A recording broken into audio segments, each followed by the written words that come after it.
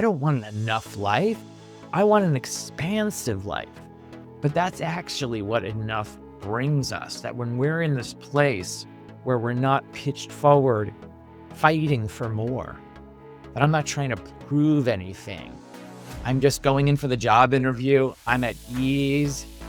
I'm asking good questions because I'm not fearful of not getting hired.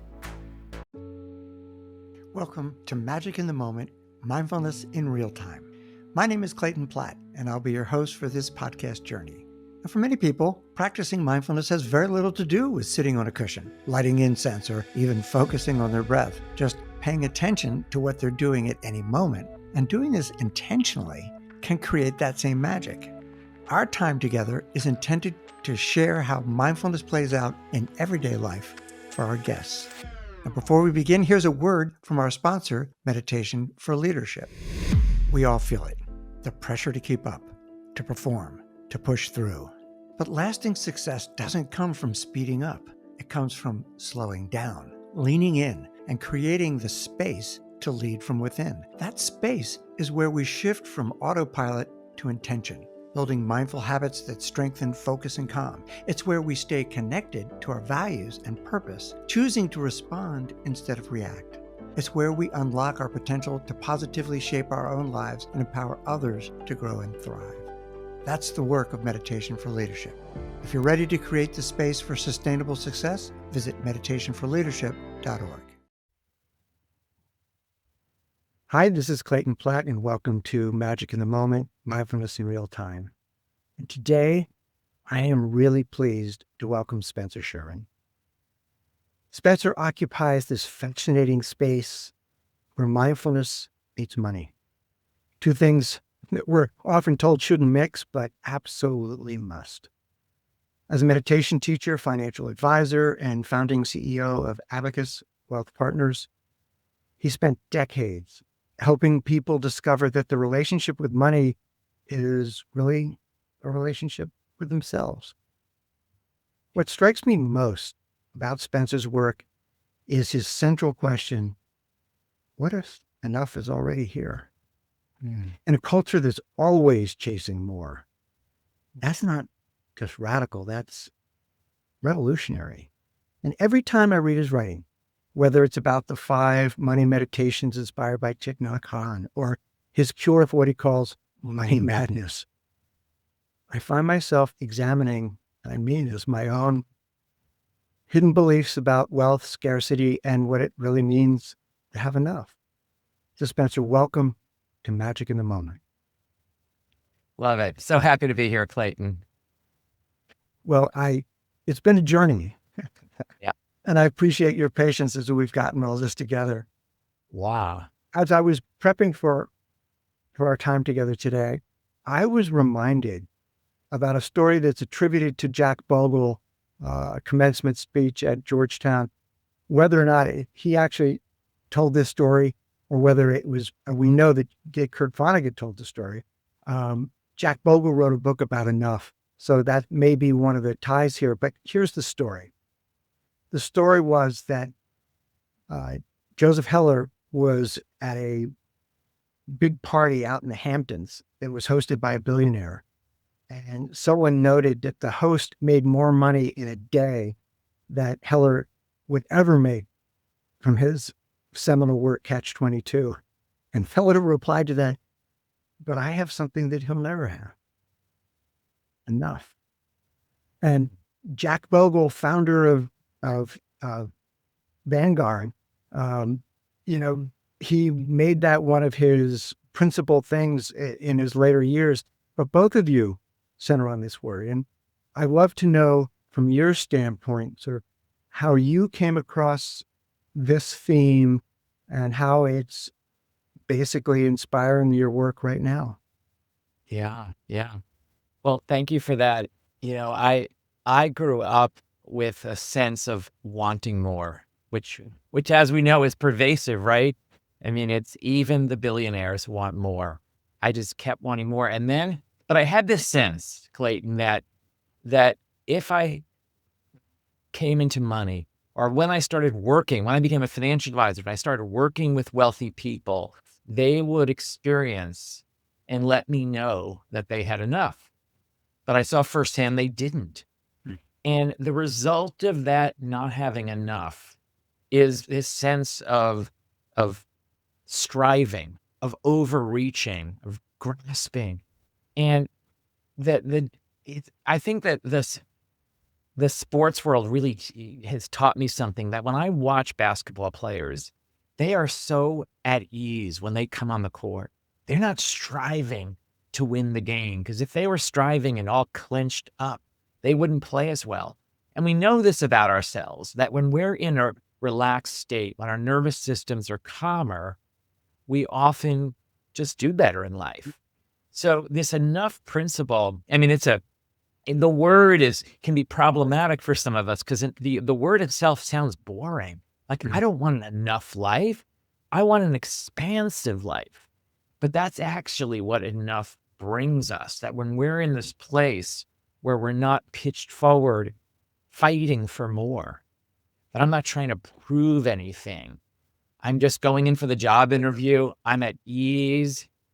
I'm asking good questions because I'm not fearful of not getting hired. It's that person is going to more likely receive the job offer than the person who says, I desperately need this job. Please hire me. That kind of energy, that kind of tightness that we tend to bring to so many areas of our lives. Yeah. I mean, another example is I was out running a year ago, and my knee starts to hurt me. And the first thought is, well, maybe this is enough running for today.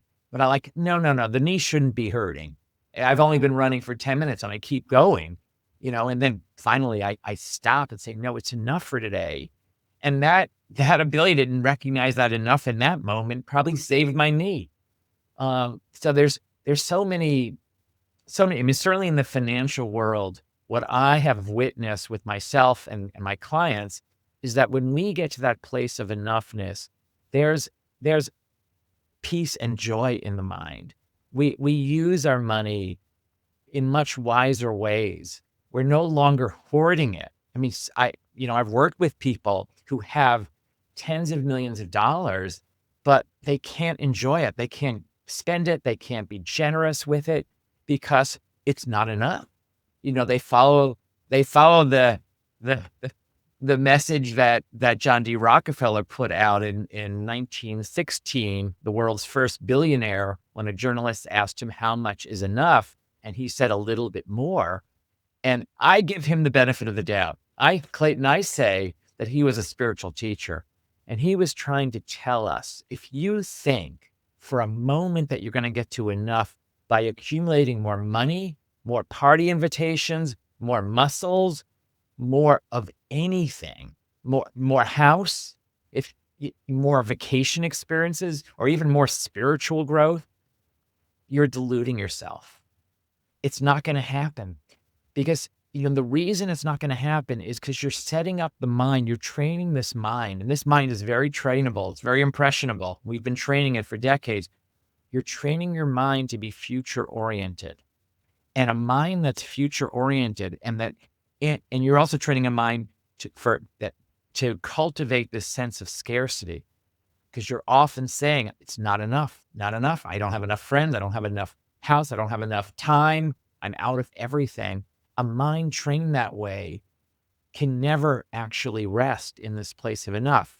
So what's great about this moment right now, as we're speaking, Clayton, is that everyone who's listening has an opportunity to not do this after the podcast, but right now, in this moment, is the moment to declare that you have enough, you do enough, that you are enough. And why do we give ourselves permission? Because no one gets there by the doing one more thing. By the, oh, this sounds great, what Clayton and Spencer is saying. After this program, I'm going to do X, Y, and Z, and then I'll be there. No, you're training your mind in the opposite direction. It's declaring it right now, right in this moment. And you have permission, because no one else most of us don't get there, even the billionaires. So if they're not getting there, you can get there. You can get there right in this moment. That resonates so deeply on so many Okay? different levels. And you feel everything settle in yourself. Like people can just, close their eyes for a moment and just imagine, okay, what if I have enough? What if I do enough? What happens to the body and the mind, the quality of the mind when you rest in a place of enoughness, knowing that I'm using that word enough in a very expansive way, that when you're in that place of enoughness, it includes all your outrageous goals, but you're no longer clinging to them. Like, I want to become a billionaire. I want to create global peace. That's great, but it's coming from an enough mindset rather than a scarcity mindset. Yeah. And, and you're Yeah. more like create what you want so you And can have it all. yep. I was thinking about this and about that from a neuroscience standpoint, right? Mm, That sense of enough. One of the reasons it provides that element of peace is that it's relaxing your nervous system, right? And when we're in that sense of scarcity, when we're grasping and clinging, grasping, striving, our nervous system is on threat mode. And when it's on threat mode, we don't think clearly, right? yeah. We're scared. We're going into fight and flight. So the decision making is usually flawed and driven by that sense of, well, if it's scarcity, then it's fear or it's anger or any number of emotions that are not playing into clarity. And so that beautiful, and you mentioned the athlete and watching the basketball player coming on the court, and the Yeah. basketball player shooting the fouls at the end of the game, Yeah. and the guy who's relaxed, I think it's Steph Curry, he's sitting there with his mouth guard half out of his mouth, and he's done this a billion times, and he's not thinking at that time, if I miss this, we lose. He's going, hey, here we go, here we go. Yeah, I've done this, I've done this, I've done this, and Yeah. that enoughness is liberating. That's the word that keeps coming to me. It's liberating because so much can happen and good things continue to flow to you if you're like, okay, nothing else changed right now. The way I am in this moment, it's all good. Yeah. Yeah. Yeah. That's the thing, is to see enough as sort of this springboard to liberation, as you say, to anything as possible in your life. So don't get hung up on the word, because I agree, the word itself can sound like, I don't think I want an enough life. I want an abundant life. Well, abundance will come from resting in this place of sensing your enoughness, your fullness is another way of saying it, that your full presence, that you're when you're at work, you're not saying, oh, I'm less than other people. You're not in that comparing mind, Mhm. judging yourself. Of course, we perform better when we're in that place of fullness, of enoughness. We do better with our finances. We do better with our friends, with our spouse. Sort of everything gets elevated when we're in that enough mindset. I mean, it's a beautiful mindset. I mean, there's a word, if I can throw out another word that's very closely related to enough. I call it the sibling of enough. It's kind of like a little bit of a Buddhist term, but it's an English word, is equanimity. Mm. That we're in this kind of equanimous place. That equanimity is a very high state of being from a Buddhist perspective. It's the seventh of seven awakening factors. So it's the last one. It's this place where, and you sort of said it, that we're okay with ourselves as we are. I mean, to me, that's a beautiful definition of enlightenment. You're okay with yourself as you are, which doesn't mean that you're just going to hammock the rest of your life, but you're not at war with what's happening. You're at ease with yourself. And from that, you're going to take the best care of yourself. You're going to do what's best for you, but you're not gripping it. You're not clenched and I've got to change. I got to get more muscles. yeah, you might very well work out at the gym every day, but it's coming from a different energy. You're already enough.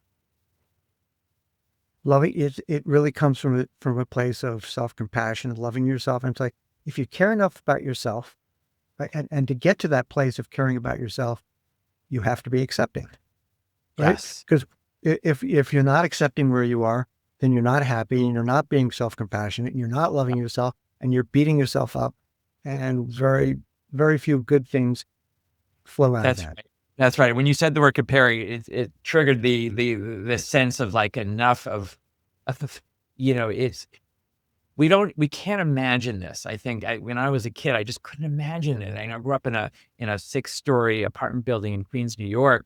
I couldn't imagine the possibility that if I lived in a house one day, that I would ever say, I want that other house. Because a house to me represented like absolute wealth. Like that was it.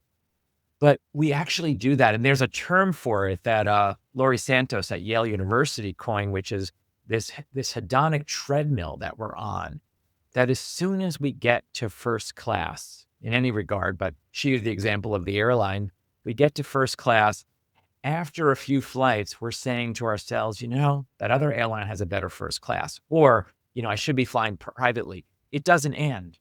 We keep looking for another level. That's the other danger of living the life the other way, is that it's a very slippery slope of going for more because it doesn't end. Yeah.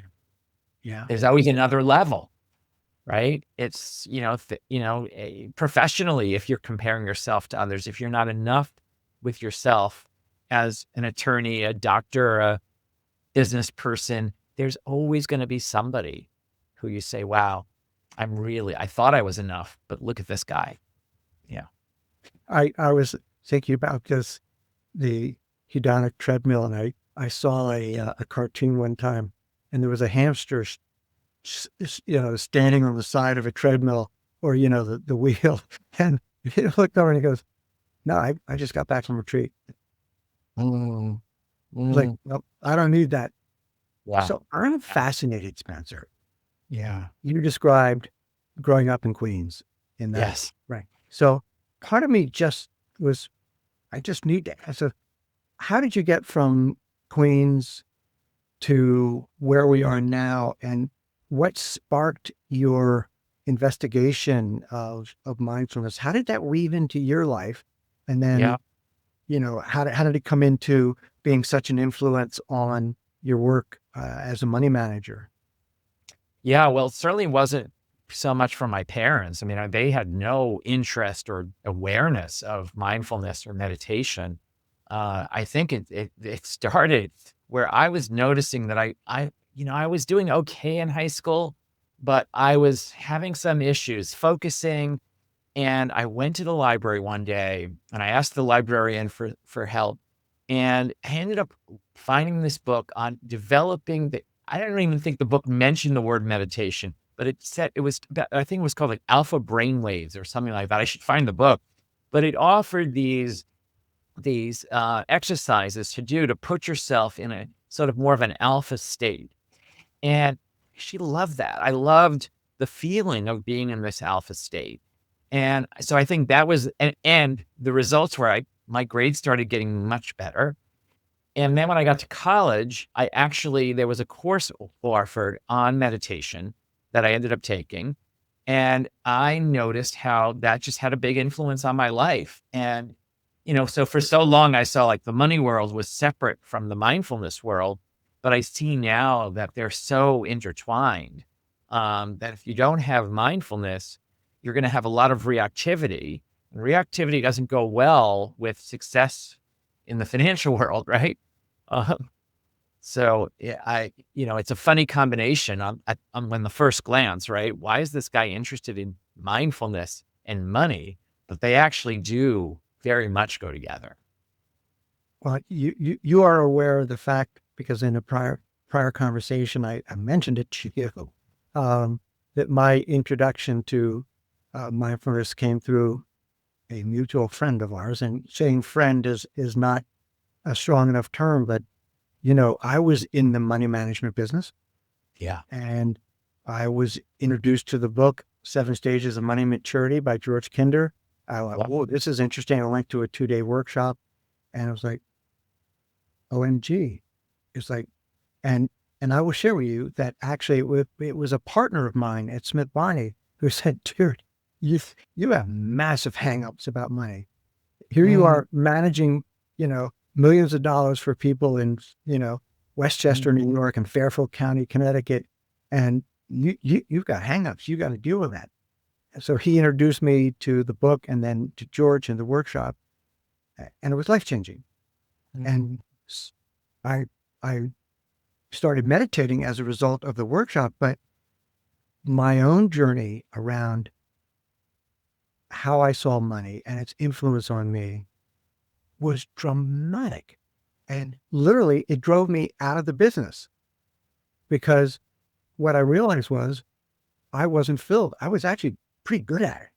And I was making really good money, but there was a fulfillment missing for me. It directed me into another, career, into fundraising, for example, not for profit. But that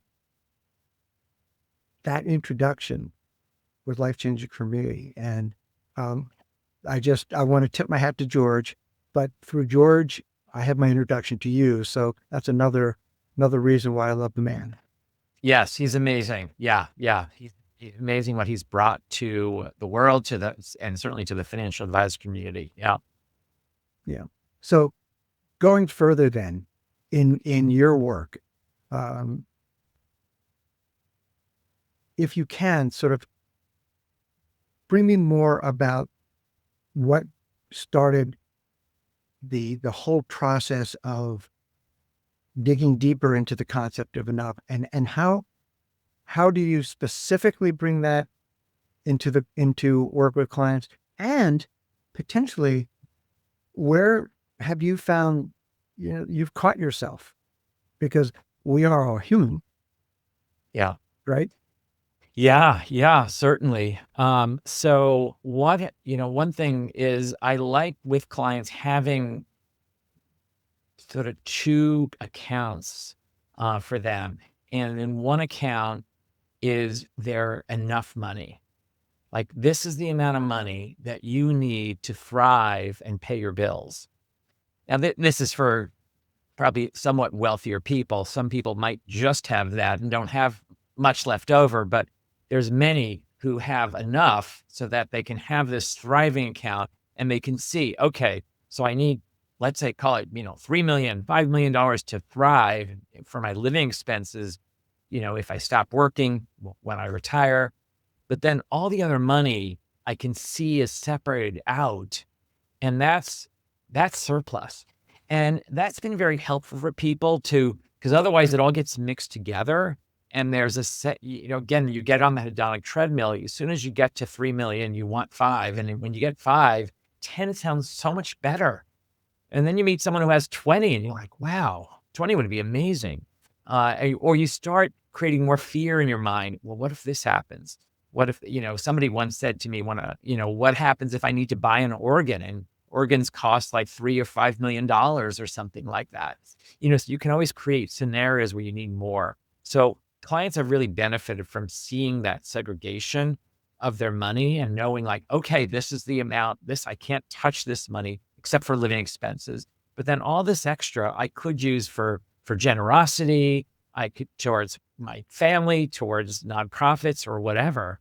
That has been very helpful in sort of helping them get to that this is your enough money, or, and then everything else is surplus. To really see it has helped. And then, I think you asked about specific examples. What's coming up is one thing, that I really noticed about myself is whenever they ask how I am, I've tended to lead a very busy life. I say I'm swamped.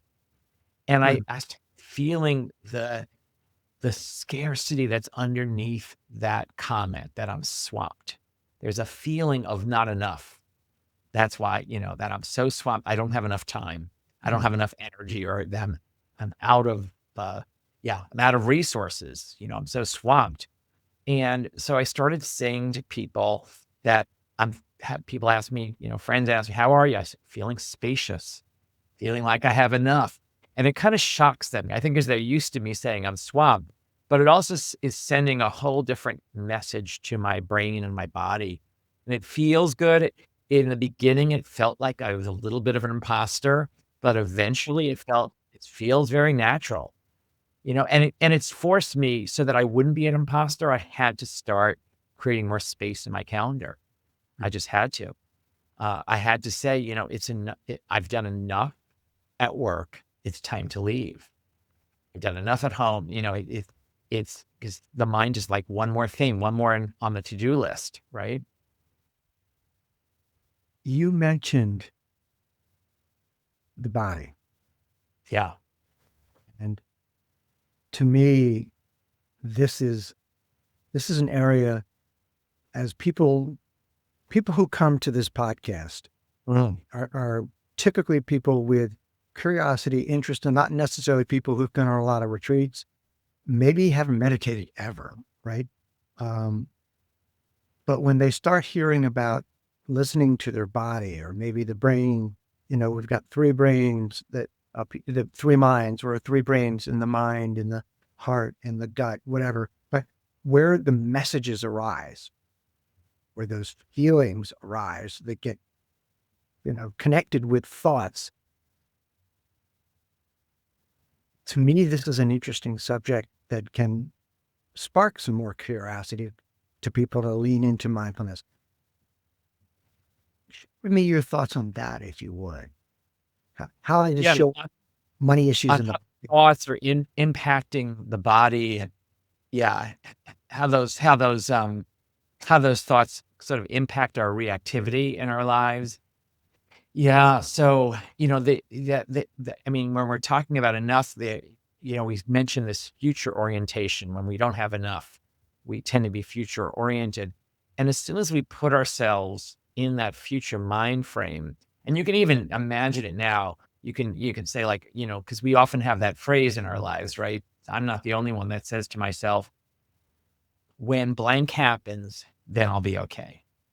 When my kids become independent, you know, when when I retire, when I get to X dollars in my brokerage accounts, then I'll be okay, or then I will have arrived, then I'll have enough.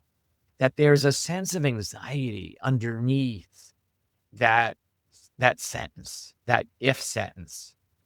And that anxiety, starts to impact us and create this unnecessary reactivity within us. And we're conditioning ourselves to be more reactive by allowing ourselves to create these future scenarios of when we'll be okay. And we're also fighting the truth, because we know that every time in the past we've done that, it's never happened. So we're promising ourselves something very, very, very unlikely to come to be, right?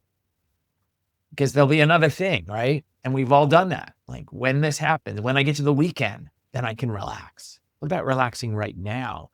And that's, I think, the essence of what you're saying is, and the essence of mindfulness practice is to create this sense of ease within us right in this moment, regardless of the conditions, to find contentment right here.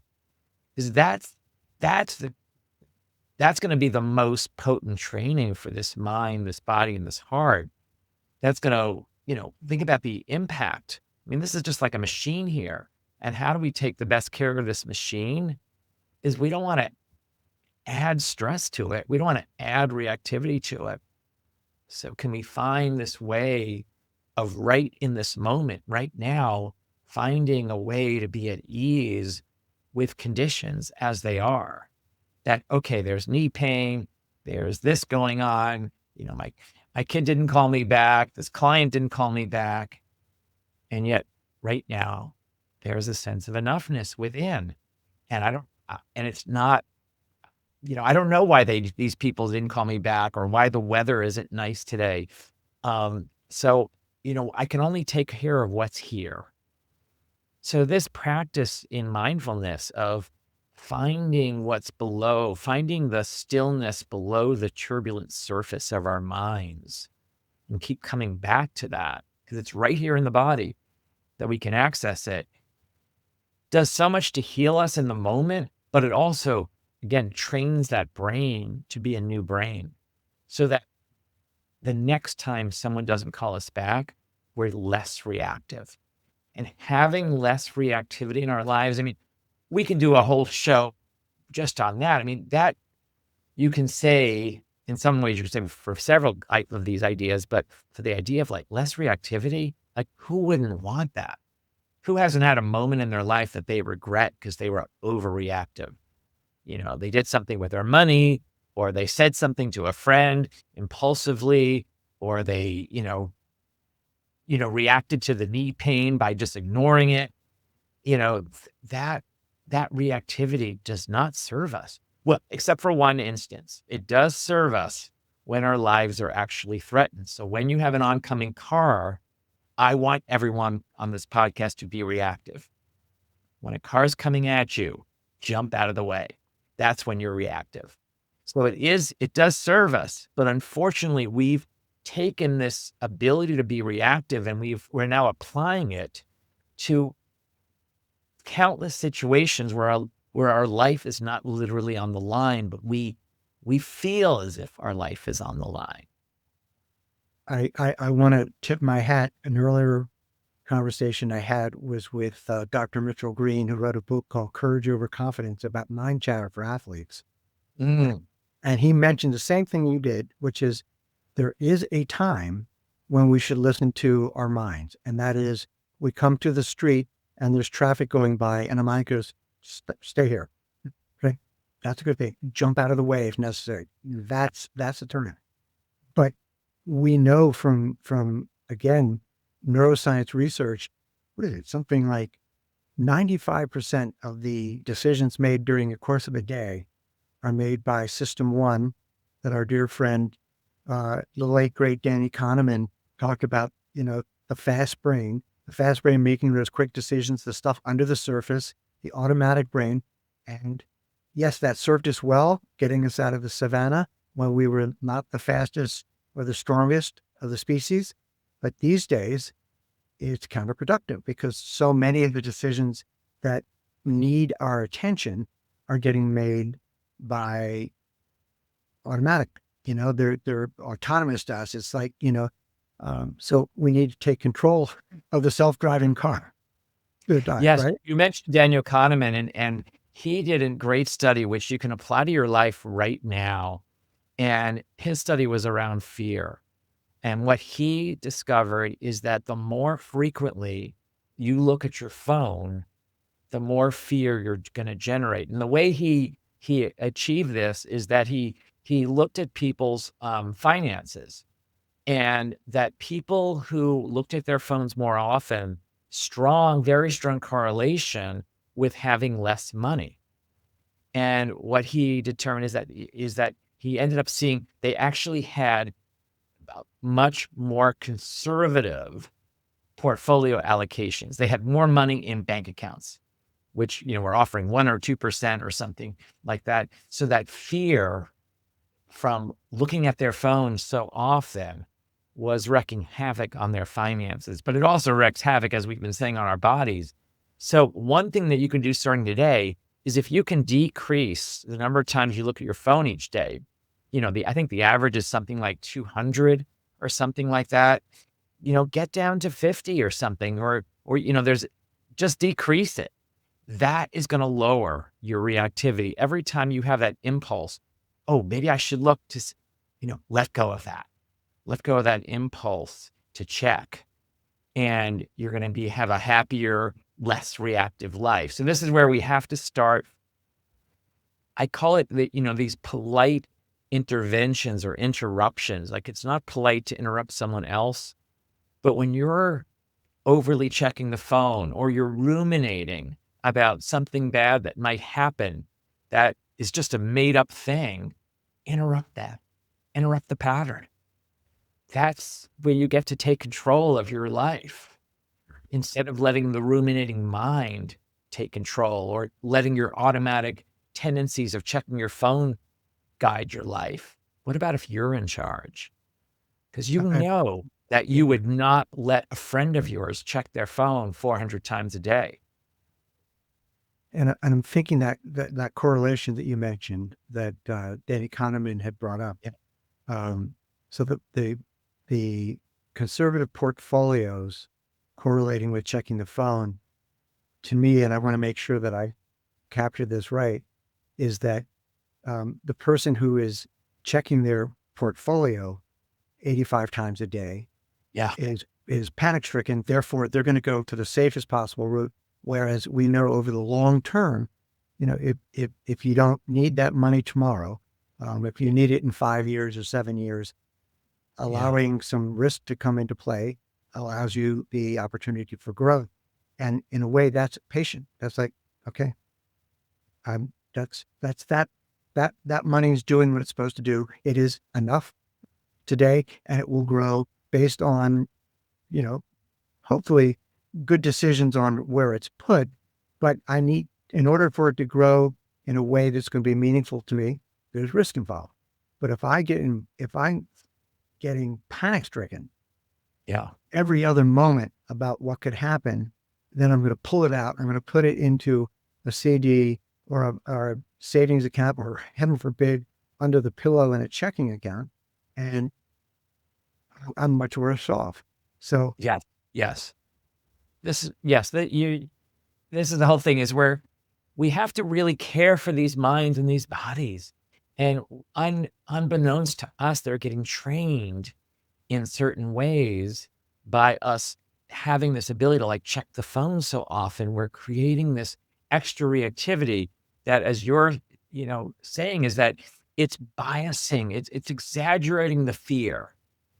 We have an altered sense of reality because we're checking things so often. We have more, yeah, we have more, we have a sense that, like, for example, like the stock market is more volatile than it really is because we're looking at it so often. It's the same with, if you're checking the news every 5 minutes, you're going to have more, your sense of the volatility of the world is going to start to increase and your fear is going to start to increase. So you're setting yourself up for a much more challenging life when you do that. So these are things that we can do, like starting today or starting right now. We can just like okay to look at the news, but maybe you decide what's the right amount, what's the dosage you want of the news each day. Is it a good thing to look every 5 minutes? I mean, I've also played with Clayton, like often I'll be doing work and I'll have a thought about something like, oh, what's the capital of this country or something like that. And there can be this impulse to find out the answer on the internet, but it's a distraction. And it's also creating a mosquito brain, a more reactive mind, right? So I resist as much as I can sometimes those impulses to check the internet for things that are not critical. Right? yeah, yeah. And getting to how we can strengthen our ability to be accepting of the moment and be present with what's going on right now without the need to find extra stimulus, to check again, scroll, to check the news, to check a bank account, to go back on Instagram, whatever it could be, right? Um, Being able to identify the feelings, those impulses as they arrive, means having our attention and focus and radar on our bodies. And Yes. this is Yes. one thing when people say, so, you know, what argument would you give me uh, that I should try meditating to build a mindful presence? What's in it for me at the end of the day? And one of the first things I would say is, if you can set the intention to be quiet, Mm. right? And just follow your breath, feel your body, whatever, right? And notice in 5 minutes how many thoughts show up, how many feelings show up. That all of a sudden is such a teacher. It's like, oh, this is happening Yeah. an immense amount of time. Maybe I should be a little bit more aware of what's triggering me. And I will share with you, Spencer, that I meditate every day, but it's not always 30 minutes on the cushion. I try to do that if I can. But when I sit on the cushion in silence, I may have had, I don't know, 70 thoughts, 80 thoughts. And one of the things that I laugh at myself is I have a little timer. I use an Insight timer just to track and ring the bell after 30 minutes. How many times with like 30 seconds left, I'm opening my eyes and looking over at the phone to say, I think my phone must have gone off because I didn't hear the bell. Yeah. I just mentioned that is that, first of all, even on the path, so to speak, I'm still subject to that, but a lot less. Yeah. And I'm a lot more aware of those triggers, of when Yes. those compulsions for me.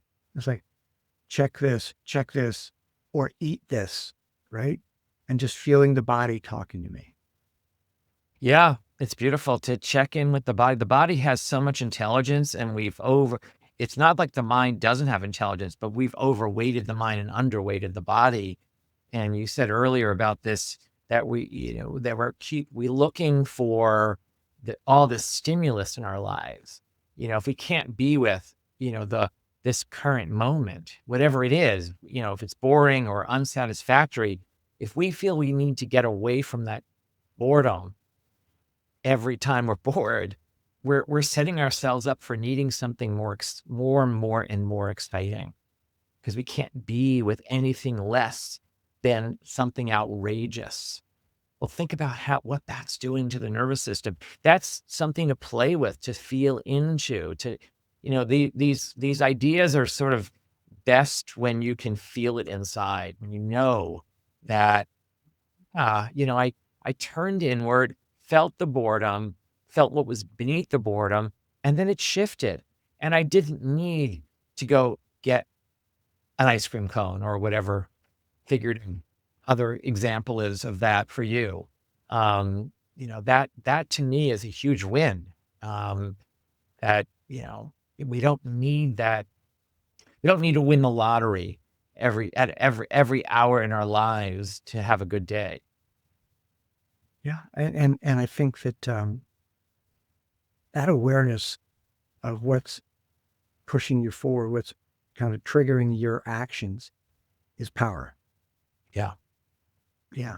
I'm going to pause for 1 second. I'm about to cough, so I'm just going to put myself to one. Sure.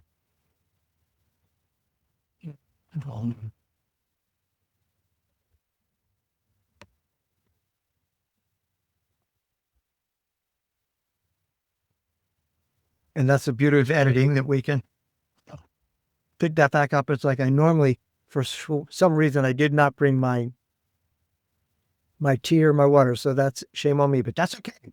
I'm going to give myself some space for there.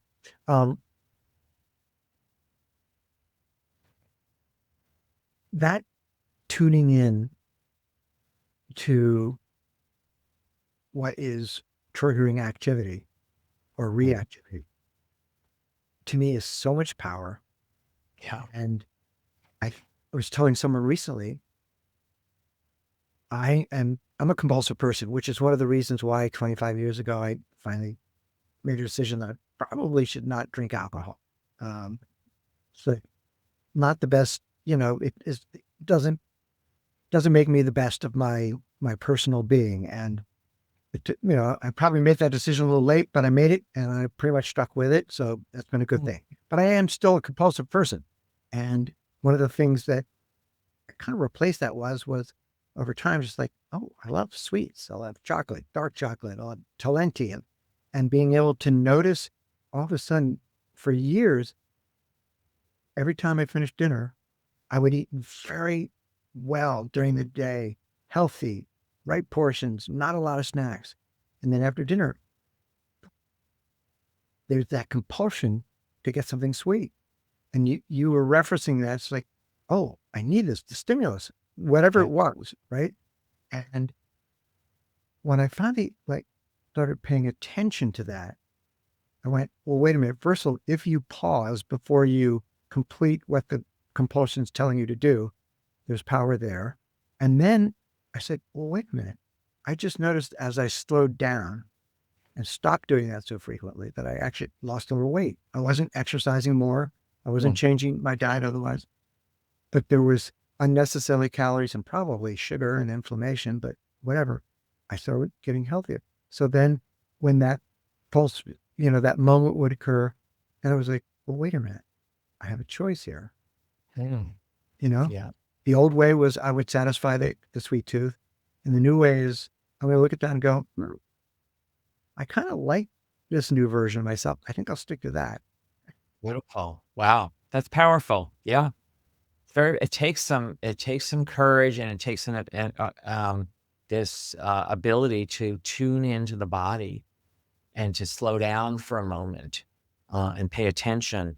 And that serves us in countless ways. I mean, one of the things I tell the people in the money world is, we also have, we have reactivity around food and then around money. And it's so easy to spend today with the online world, is to wait 3 to 5 days before you buy something after you discover you want it. And I get so much great feedback on that, like that, that 3-day rule, like just wait 3 days, see if you, and some people say they forgot about the item. Yeah. I mean, I was going to buy a kayak once. I got so passionate I started researching them. And then I did, wait a second, let me just wait a week and see if I still want it. And in that week, so much changed in my, had no need for a kayak. So let me ask you this, with your clients or people who follow you around your teaching around money and mindfulness and that intersection, what sort of guidance would you give people to sort of begin that exploration for themselves about bringing that tool into their lives on a more daily basis? What sort of things, for example, or I know that you lead retreats, which I think is fabulous, and I highly recommend people. We will have a link to you and your work in the show notes, but tell me a little bit about sort of what goes on at a Spencer Sherman led retreat around money. Yeah, well, the retreats I lead these 48-hour retreats. They're 2-night retreats, and we don't focus so much on money. We focus more on our reactivity in our personal lives, our work lives, and how to decrease that. And certainly around money, there's a lot of reactivity. And so I offer these very short meditations, and we also the retreat has several components. There's a hike that we do. There's a walk to the ocean that we do. So it gets a lot of our senses involved. There's what's called a sound bath on that retreat, but we also do these very short, potent meditations to simmer that reactivity, so that the next time we get that a trigger presents itself to us, we're able to find that pause for a nanosecond. We don't immediately react. And from that, not only are we lowering our blood pressure, not only we calming our nervous system down, but we also tend to make a better decision, because in a reactive moment, we don't know this, but in that in reactivity, we're reactive because we feel like our life is threatened. So we're not going to usually have our best response when we're reactive like that. When someone, writes an email to us and we read it quickly, and I've done this, probably all done, and we start firing back an email, a reactive email. Usually it's not our wisest words. Right? So that learning how to pause and starting to get that into the body. And then it's easy and it's not easy, I could say. I mean, it's such a simple practice of just turning to the body and feeling what's below the reactivity. It doesn't take long. I think that's the thing I should say, is that we've been training our minds and bodies for decades. And I mean, John Kabat-Zinn has found that after 8 weeks, you can really, I think even in 2 days, people tell me that their reactivity is much less. And even if they never continue with any practices, they have this awareness and oh, look what's happening.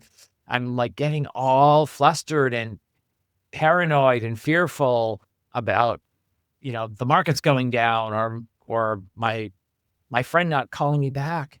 And I can just tune in and feel for a moment. Just in one little moment of feeling instead of thinking, that sort of balances out the equation so well. Sure. Yeah. That's reminiscent of Viktor Frankl's Yeah. right between the stimulus and the response, and in that is our ability to pause and then to choose. And Yeah. and when it takes me back again, that thought of from that the neuroscience behind making the reactive decisions based on threat, right? And one of the things in my study of neuroscience that blew my mind Mm. was that whether you're threatened physically or virtually, right? So a social threat and a physical threat Yeah. manifest themselves in the same part of the brain. Yes. The Yes. brain doesn't distinguish between the gun to your head or someone unfriending you on Facebook. That's right? interesting. Yeah, that's it. That's it. Yeah. And so our ability to go, wait a minute, as you say, that pause. It's like, I'm going to make this. I'm not going to pull the trigger on this purchase for 3 days. I'm going to, before I respond to an email or a text that pissed me off, I'm going to wait 24 hours. Yeah. Yeah. Yeah. You can do it with everything. That's a great idea. Again, don't do it with the oncoming car. Don't pause there, jump out of the way. But with kind of all the emotional stuff in our lives, that's the time to pause. Your teenage son or daughter says something to you. If you don't know what to say back, just pause. Just pause, come back in an hour or two, recognize that they were reactive when they said what they did. And reactivity against reactivity just creates more reactivity. So you want to come back with wisdom. And this is true with, our children, with our coworkers, with our friends, with our family members. There's no need to add spice when somebody starts out with spice. Right. And this is something that took me a long time to learn. And I think I'm still occasionally struggling with it, but a lot less, is the need to be right. Yeah. Yes. And with kids, oh my God, it's, I would say, looking back at my life, probably my worst moments as a father were when I was digging my heels into the ground and putting the line in the sand and have to listen because I know it. And it's like, really? Well, maybe I was right. Maybe I wasn't. But at the end of the day, what did I really want? Yeah. What was more important to me was that relationship. And in that moment, I lost sight of it. Yeah. Right? As you said, that reactivity clouded what I really wanted. What I really Yes. wanted was peace. What I really wanted was connection. What I really wanted was love. And what I got was some distance that I didn't ask for. Yeah. Yeah. That was so well said, because there's so much gold we can go for, and why settle for anything less than that? And when we're less reactive, our best selves come forward, our wisest selves come forward.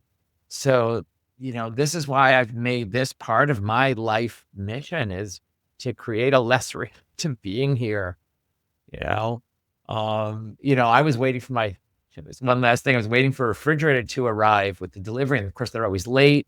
And I'm saying to myself, this is stressful. I was sort of pointing to the delivery people, this whole thing in my mind. And then I realized, no, this isn't stressful. This is stressful. This body, this being is stressful. The reactivity starts here. It's not out there. Yeah. But that's powerful. If it starts here, then we can do something about it. And then we can live less reactive, happy, content lives, regardless of the weather. Regardless of the weather, with our finances, with our families, with our friends, with our coworkers. Yeah. So this has been great, Clayton. Yeah, I really appreciate it. It has been, again, long overdue. But I think that, in the words of somebody, if it's worth doing, it's worth waiting for. Yeah. Yeah. And I am very grateful not only for your time with me today, which again has been very stimulating, and I'm glad for anybody who tunes in that they've been able to benefit from your wisdom, but also I just want to tip my hat because the work you're doing is much needed. Yeah. The messaging is clear and beneficial and inspiring. And I would like as many people as possible to check out your work, follow you. If they have an opportunity to attend one of your retreats, to do so. I think that's a good motivation for me to get to the West Coast. But in the meantime, I just wish you all the best. And hey, today was enough, but that doesn't mean that there isn't more to come. Yes. Yes. That's a great note to land on. Thank you so much, Clayton. Hey, thanks for listening. I want to give a big shout out to John Gehring of Story Trust Media for his expert editing and wonderful production guidance. I also am deeply grateful for the ongoing support I receive from Meditation for Leadership and their sponsorship. So that's all for now. Until next time, this is Clayton Platt saying, watch for those moments of magic when mindfulness shows up in real time in your life.